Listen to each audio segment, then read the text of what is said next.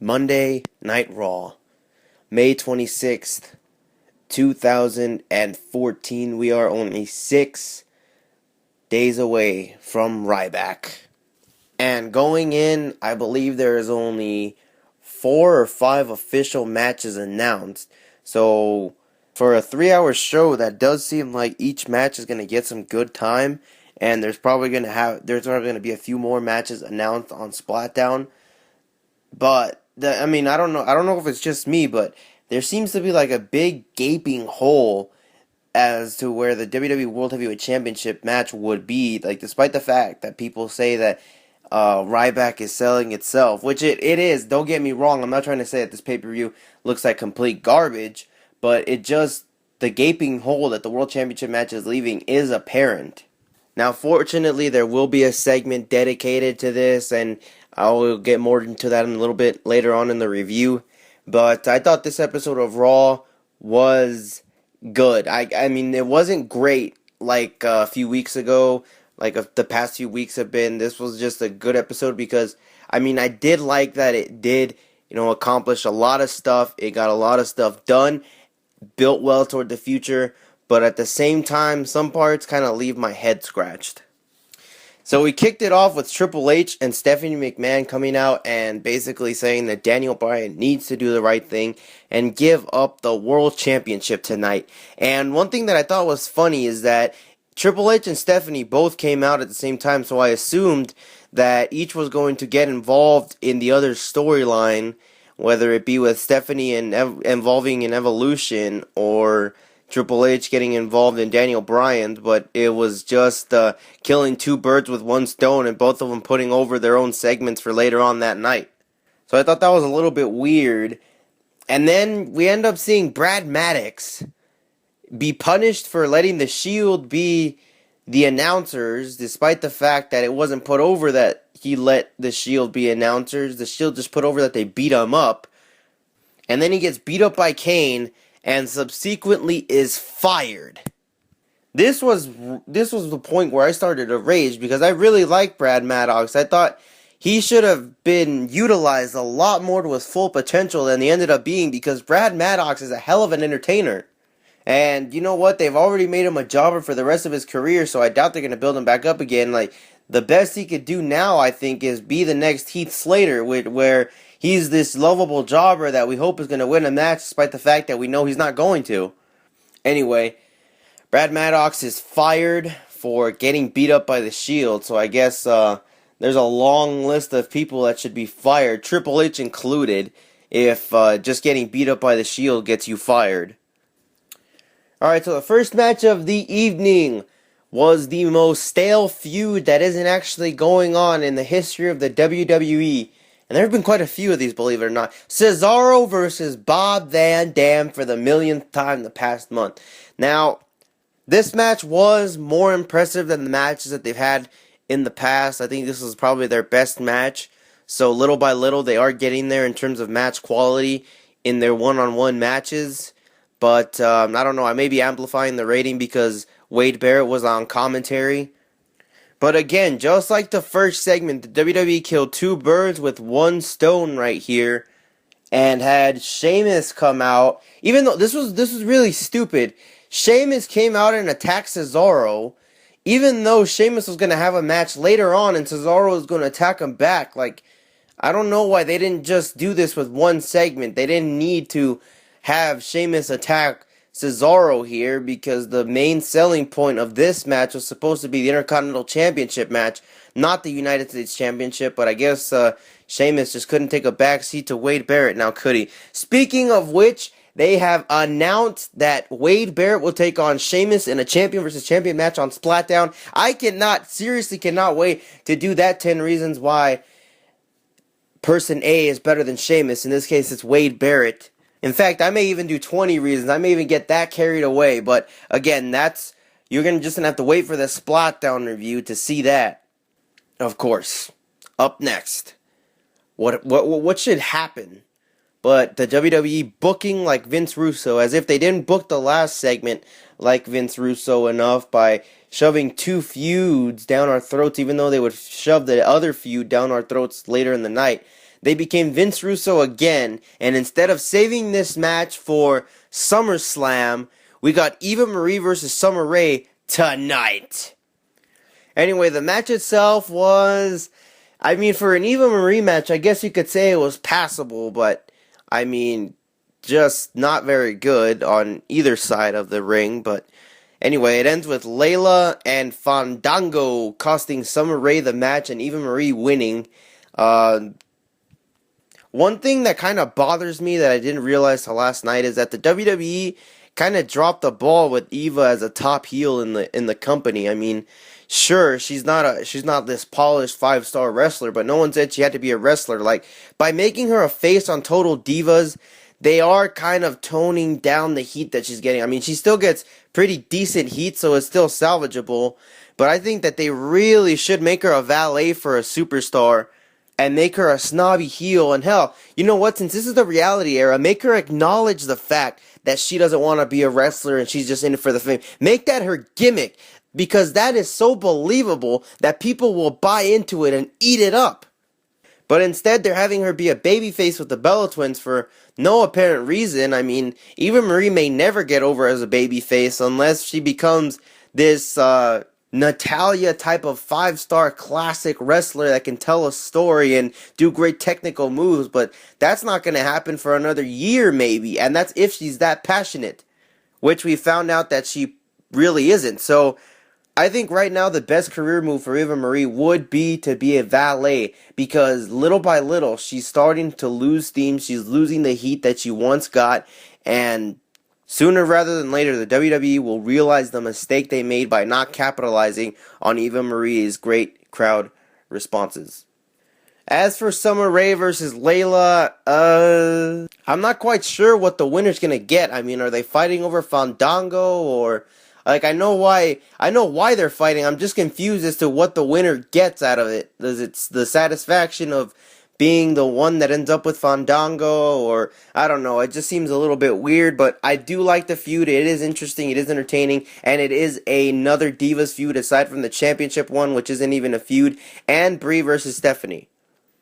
Up next, it was Drew McIntyre versus the Chosen One, El Torito. That's right, you heard that right. The new Chosen One, El Torito, after he gets a pinfall victory over Drew McIntyre. I think he got it like a few weeks ago.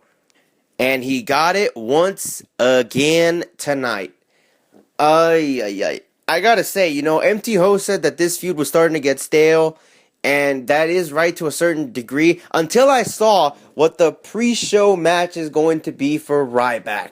El Torito versus Horny for, well, it's not really for anything, but it's hair versus, I think it was mask match.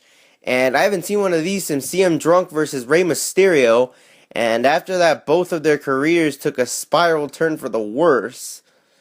So I can't really say who I want to win. I mean, I'd rather have Hornswoggle's career take a spiral downfall.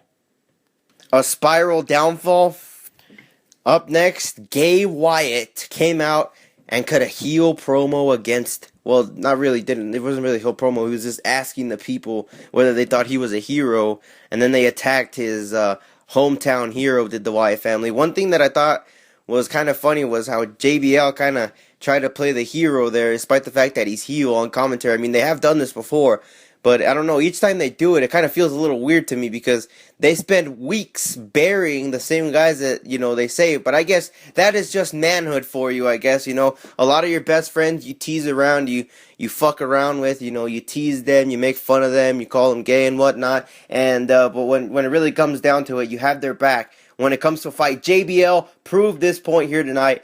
Took the shot for Jerry Lawler. And here's one thing that we can bury John Cena about here, is that he saves Jerry Lawler, but he didn't save JBL. Anyway, John Cena said bitch or something like that. The Wyatts stare down with Cena and the Usos, and the Usos are probably going to, you know, defend their tag titles against the Wyatts like I predicted a few weeks ago, which kind of sucks, but because the Wyatts are probably going to win the tag team titles to avenge for Bray Wyatt's loss to John Cena in the last man standing match. But, you know, it's kind of it's kind of bittersweet, I guess you could say, to that standpoint at Ryback.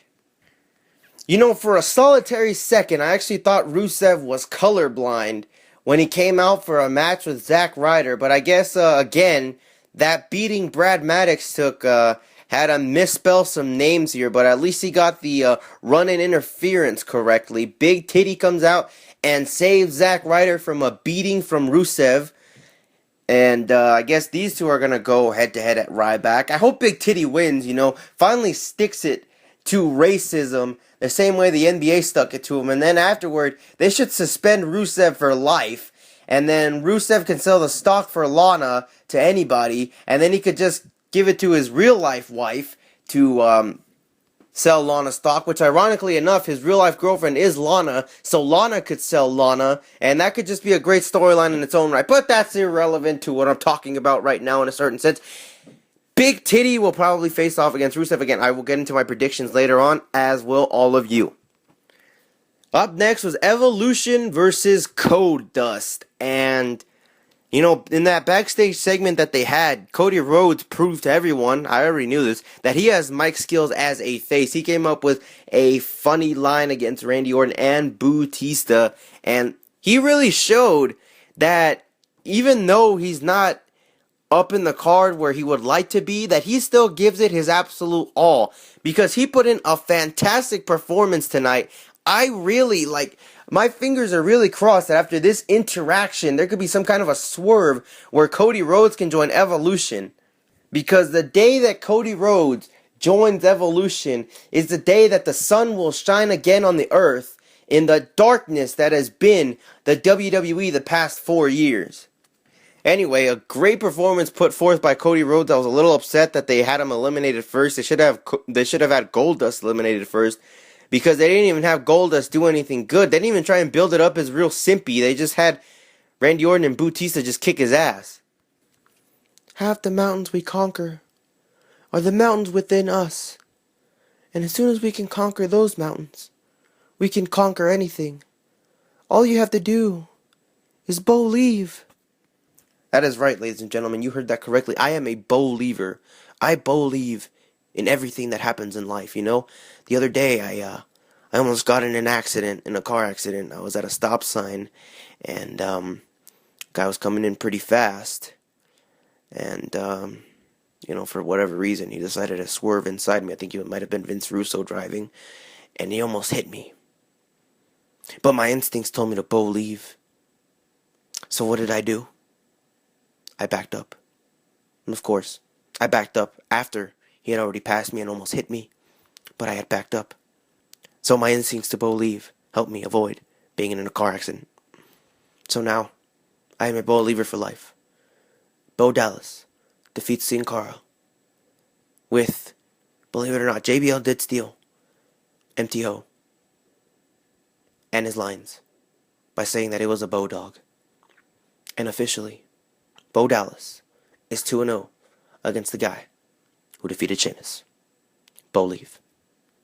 So then, Stephanie McMahon came out, called out Daniel Bryan to see if he was going to give up the WWE World Heavyweight Championship in front of the live audience in Memphis, Tennessee. Was Daniel Bryan going to forfeit the Yes Movement that has been ongoing for almost a year now, for 9 whole months? Was Daniel Bryan just going to hand that back over to Stephanie McMahon? Obviously, the answer was no. I thought Kane was going to beat him up, but I guess Daniel Bryan's injury is a little too serious, which makes sense to get attacked by Kane here.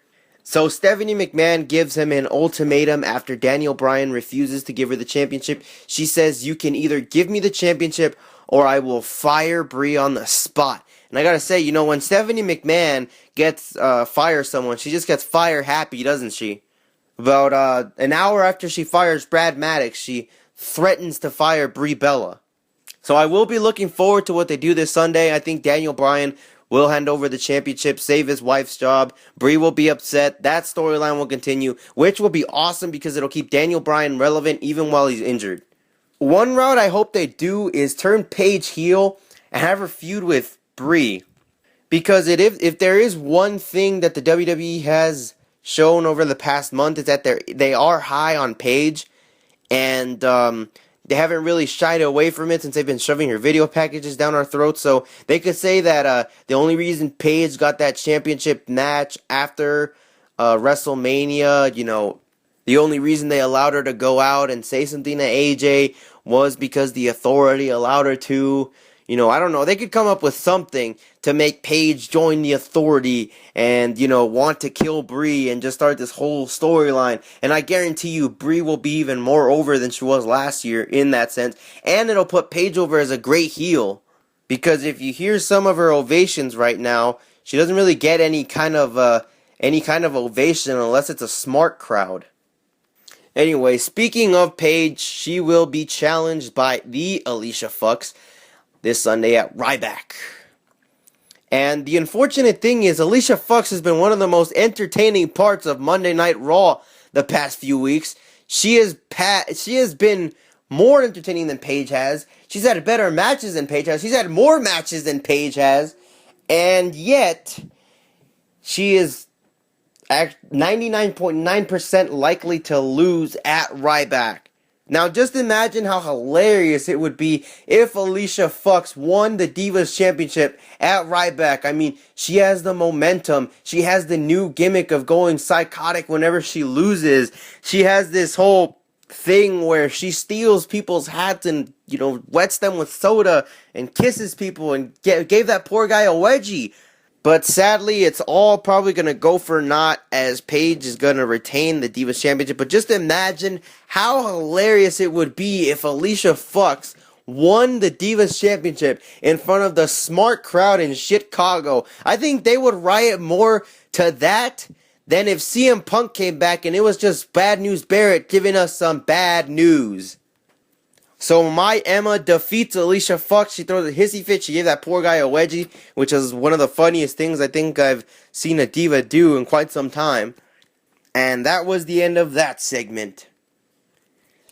Ladies and gentlemen, if you still don't think that the WWE is trying to bury Damien Sandow alive, then I don't know what more proof you need than watching this episode of Monday Night Raw.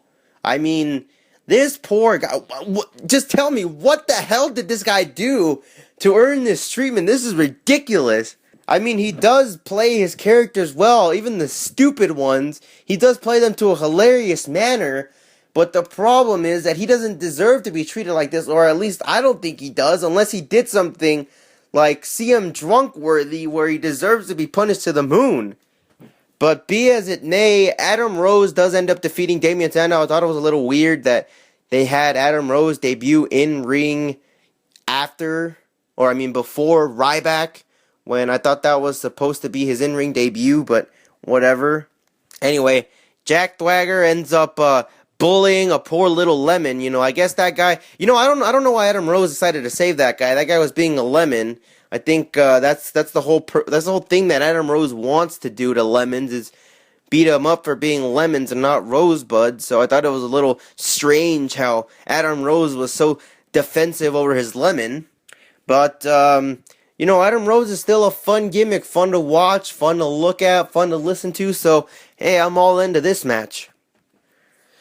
Alright guys, I already did a 10 reasons why Alberto Del Rio is better than Sheamus thing. And you're going to have to wait until this Friday on Splatdown Review for the 10 reasons why Wade Barrett is better than Sheamus thing. So I guess I'm going to have to not do a reasons why person A is better than Sheamus on this review. But I will say that this was completely worthless. It didn't, put over the feud with Cesaro at all. I mean, you already made Sheamus look strong. And then if you wanted to make Cesaro look strong, you should have just had him beat up Sheamus in the beginning, or not had Sheamus interrupt the first segment at all. The contract signing is made official between Evolution and The Shield in an elimination no-holds-barred match. Again, I pretty much know exactly how this match is going to go, so I don't want to just say who's going to win this match. But I'm going to save this for the predictions right afterward. Anyway, I did like the segment. I liked what it put over the Evolution, because they have, believe it or not, they have been getting squashed by the Shield in recent weeks. And Triple H's inclusion of the sledgehammer does remind you just who the hell he is. It's a game, Triple H. So I like what the segment accomplished. It put over Evolution, made the Shield look vulnerable, and gave us the reason to believe that Evolution will walk out victorious this Sunday.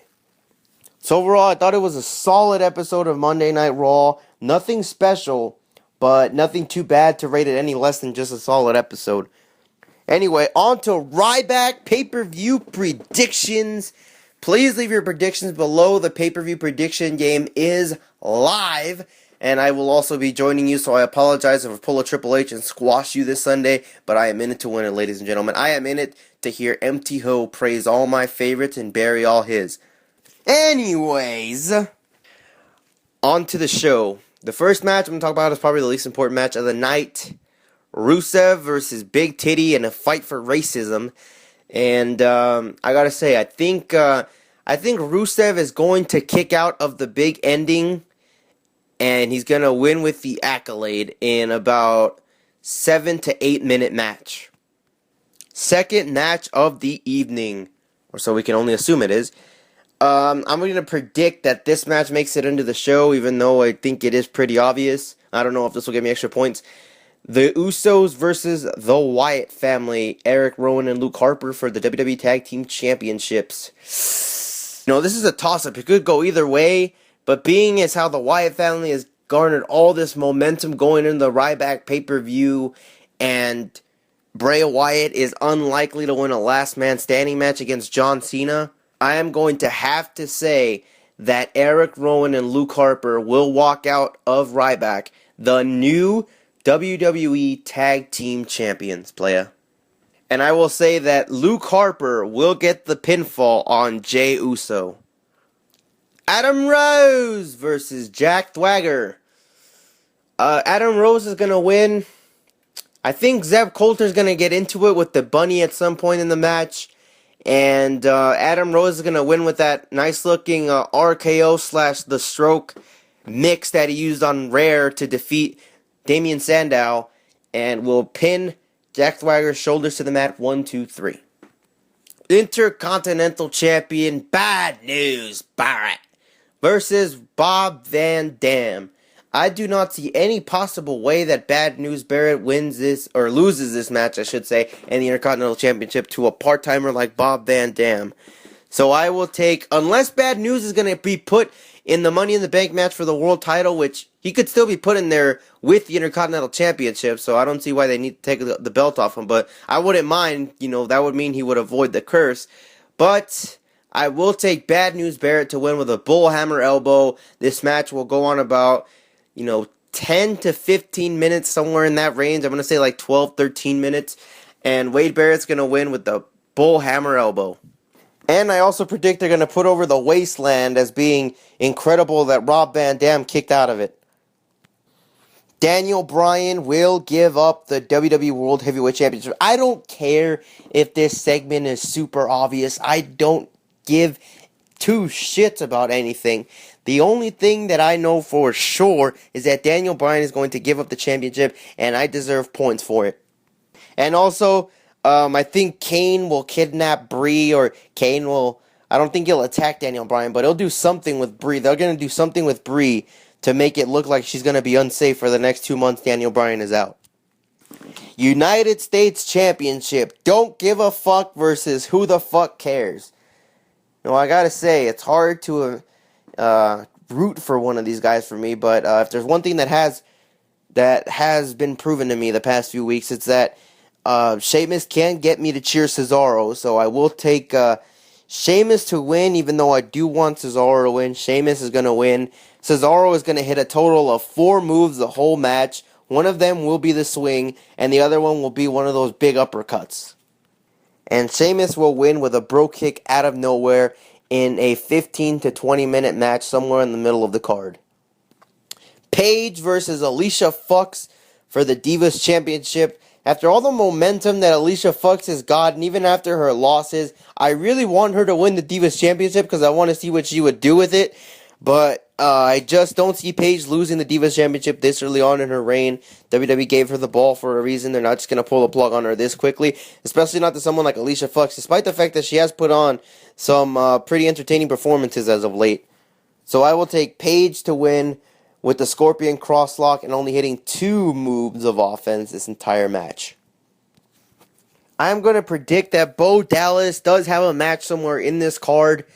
Either that or he comes out to cut a promo, because I think the opportunity is too golden to be in front of Chicago and not give Bo Dallas a segment. So I think he will have some sort of segment or a match, and he will end up winning after being dominated a little bit, and he will win with a Bo Dog. Bray Wyatt versus John Cena in a last man standing match. You know, in the match portion of these Cena versus Wyatt matches, I can't quite call it a trilogy just yet, Bray Wyatt has yet to look at the least bit impressive. I mean, at the WrestleMania match, sure, he played all these mind games and all that, and you know, to a certain extent, he did look a bit impressive, but the fact that John Cena ended up winning, and then Cena goes on to Extreme Rules and just squashes the Wyatts until a little kid costs him the match, I think that Bray Wyatt needs this win so much more than John Cena does, as is the case with a lot of John Cena feuds that end up with Cena winning. So I just don't see Bray Wyatt defeating Cena, but I will go crazy. This is my upset pick of the week. Bray Wyatt is going to win against John Cena in this last man standing match with some kind of screwy finish that involves children and the Wyatt family and the Usos and all that good stuff. Finally, Evolution versus The Shield. Oh man, what a feud this has been. It has gotten stale over the past few weeks, but I think it was still pretty decent for how long it ran. I think this will be the end of the feud, at least with all 3 of these guys. I mean, I think Bautista's leaving after Ryback. So I predict that Evolution is going to eliminate Seth Rollins and Dean Ambrose at some point within the 15 and 20 minute mark. Both of them will be eliminated. Roman Reigns will overcome the odds and pin all 3 members of Evolution. Either that or he's going to eliminate 2 of them and come close to eliminating the Triple H, but I think Randy Orton and Batista are going to cost them, or we'll find out who that mysterious 4th member of Evolution will be. And that person will cost Roman Reigns the match, and Triple H will pin Roman Reigns, and Evolution will win the match. So I will take Evolution to win this match, because that scenario sounds a lot better now that I say it out loud. Anyway, please leave your predictions for Ryback down below.